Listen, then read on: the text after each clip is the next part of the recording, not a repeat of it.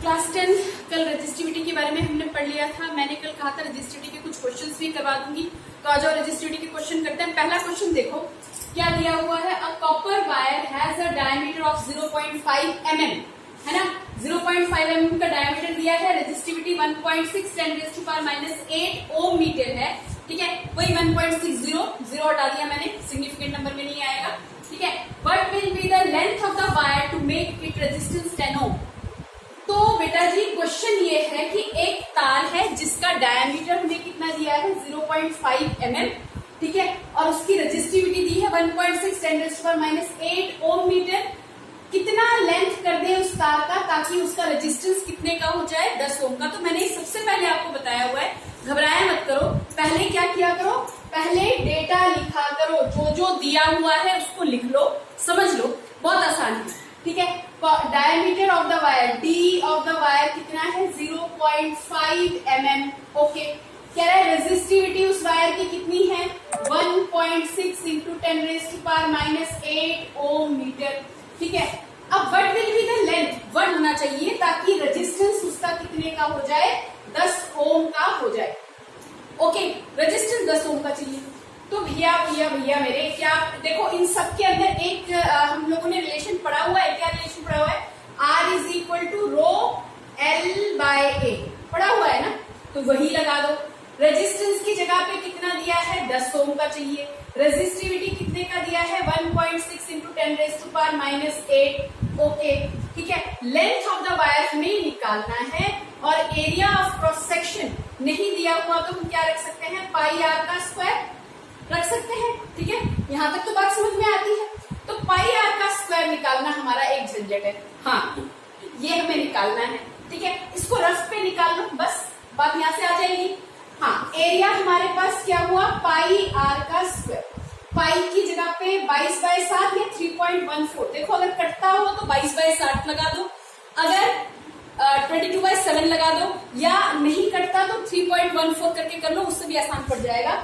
अच्छा, ये क्या है, आर क्या है, रेडियस, लेकिन हमें क्या दिया है डायमीटर, और वो भी किसमें, मिलीमीटर में दिया है। तो बेटा रेडियस कितना हो जाएगा डायमीटर का आधा, बोलो यस और नो, कितना 0.25 mm, है ना। मिलीमीटर को मीटर में बदलोगे, बदलना पड़ेगा क्योंकि सब में ये आपका ऐसा ही दिया हुआ है, ये ओम मीटर है ना। तो इसको मिलीमीटर को आपको किसमें बदलना पड़ेगा, मीटर में, और मीटर में बदलने के लिए हम क्या करते हैं 10⁻³ से मल्टीप्लाई कर देते हैं। सेंटीमीटर होता तो 10⁻³ से करते हैं, है ना। तो ये कितना हुआ, रेडियस हमारा 0.25 इंटू 10⁻³ मीटर। लो ये बात भी हो गई हमारी क्लियर। तो यहाँ पे लगाओ 0.25 इंटू 10⁻³ का होल स्क्वायर। इसको मल्टीप्लाई करना है, अगर इसको मल्टीप्लाई करेंगे तो कितना हो जाएगा 10⁻⁻6 हो जाएगा। 0.25 है, 3.14 मल्टीप्लाइड बाय 0.25 इंटू 0.25, ये बात समझ में आ रही है। इसको दो बार मल्टीप्लाई करोगे तो 625 का, तो वही 25 का 625 हो जाएगा। भाई 25 और 25 को मल्टीप्लाई करोगे तो कितना आएगा, 625 आता है ना। अब कितने डेसिमल, 2, तो एक यहाँ पे लगा दो 4, तो ये हो गया 0.625। अब 0.625 को किससे मल्टीप्लाई करेंगे, 3.14, तो करके देख लो। हाँ, 0.625 को 3.14 से हम क्या करेंगे, मल्टीप्लाई करेंगे। क्या यहाँ तक बात समझ में आती है।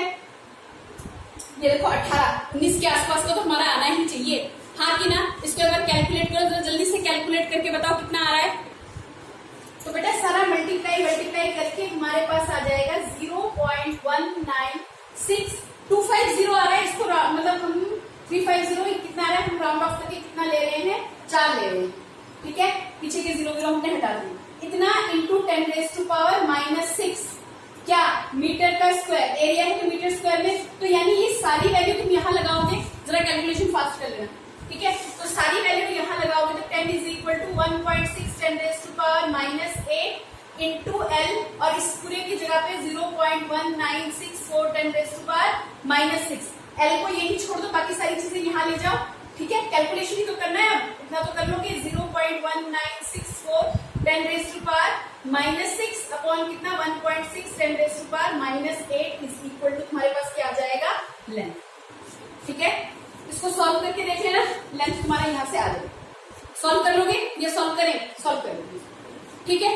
अच्छा, अब दूसरे पार्ट पे जा रहे हैं। दूसरे पार्ट में ये हमसे कह रहा है, दूसरे पार्ट में बी पार्ट में हमसे क्या कह रहा है कि how much does the resistance change if the diameter is double. तो कल की क्लास में मैंने बताया था कि रेजिस्टेंस जो है वो इनवर्सली प्रोपोर्शनल टू क्या होता है? डायमीटर का स्क्वायर, है ना। डायमीटर का क्या होता है? स्क्वायर होता है। तो रेजिस्टेंस कितना चेंज होगा अगर डायमीटर को हमने क्या कर दिया? डबल। तो रेजिस्टेंस कितना हो जाएगा? 1/2d का होल स्क्वायर। तो ये हमारे पास क्या हो जाएगा? R4d का स्क्वायर, यानी कि जो रेजिस्टेंस है, नया वाला रेजिस्टेंस, जो नया वाला रेजिस्टेंस है वो पुराने रेजिस्टेंस का कितना हो जाएगा? 1/4। ठीक है, डायमीटर डबल हो गया तो रेजिस्टेंस क्या हो गया? कम हो गया। हो जाएगा। ये वाला क्वेश्चन बहुत अच्छा क्वेश्चन है, इसको कर लेना। मतलब चिल्ला चिल्ली करके सारे काम करवा दो, है भाई। लेंथ को कैलकुलेट करना इतना भारी पड़ रहा है क्या? कितना आया? ऊपर वाला मिटा दे बेटा, ऊपर वाला मिटा दे।